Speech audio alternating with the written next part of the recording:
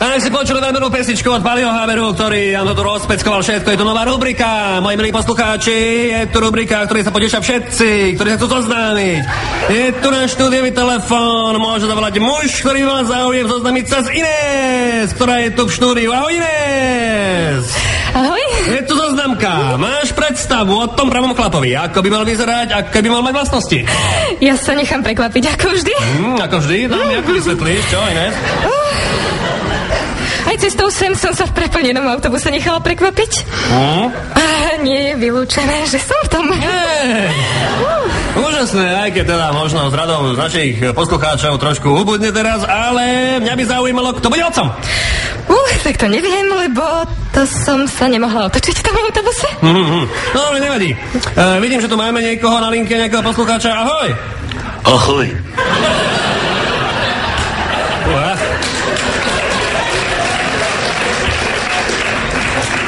Tak to nám volá? Arpad. Počúvaj, Arpad, ja ti budem hovoriť Arpi, dobre? Jako chceš. Dobre. Tak Inés, spýtaj sa, čo ťa zaujíma na Arpi? Na ktorého herca sa podobáš? Ta Nikolasa Cagea.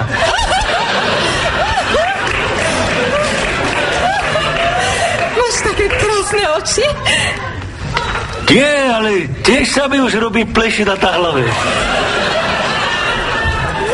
Dobre, nechajme to tak, počúvaj ma, Arpi, povedz ešte nejakého iného herca, na ktorého sa podobáš, čo? To, čo ja viem, hádam Eddie Murphy.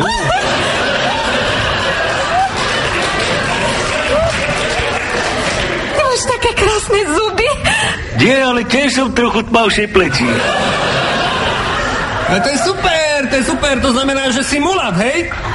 To, u nás na ľudíku tomu hovoríme inak.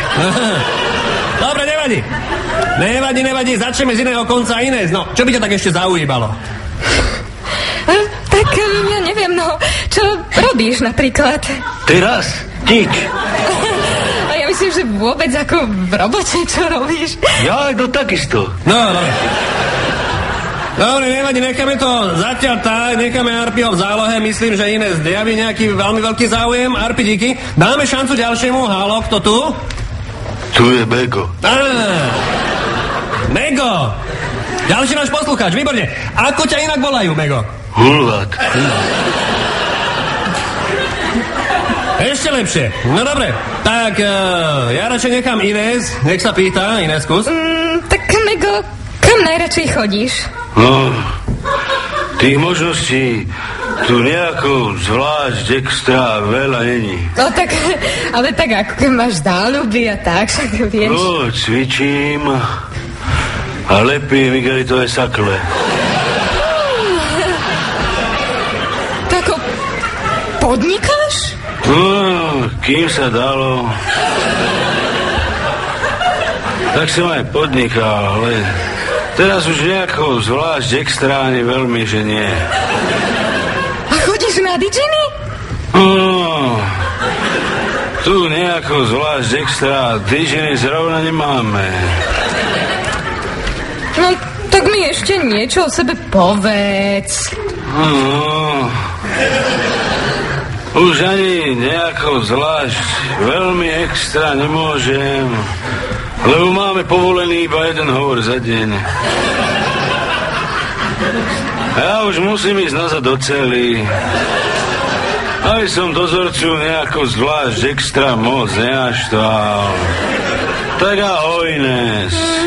Tak ahoj. No, dobre, tak myslím, že by sme to mohli skúsiť ešte do tretice. Haló, kto je tam? Mária.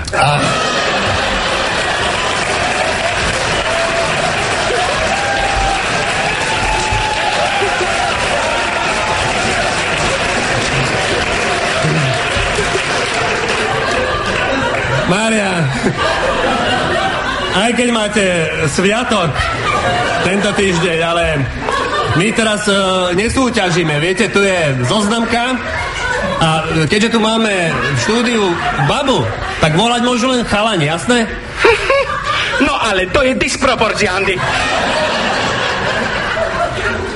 Prosím. Teda vlastne kremácia. Mária, no, naozaj nerozumiem, o čo vám ide. Teda, chcem povedať, že je to diskriminácia, Andy. No, Vieš? je mi to veľmi ľúto, ale musíme tento hovor zrušiť. A dáme šancu ďalšiemu, už asi poslednému poslucháčovi. Haló, kto je tam? Mário. No, tak, to znie nádejne, Inés.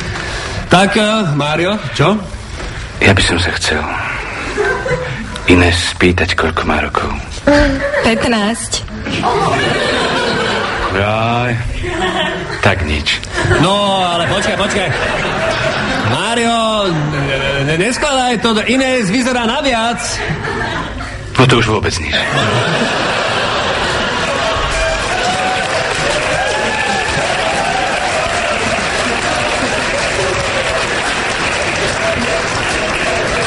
No dobre, tak teda, keď nerátam Máriu, tak sme mali 3 poslucháčov, teraz je rád na tebe. Vyber si teda jedného, ktorý sa ti teda tak najviac pozdával. No tak keďže ja som vždy chcela inteligentného a priebojného, tak som si vybrala Máriu. Dobre, si vybrala. Gratulujeme, to bola zoznamka.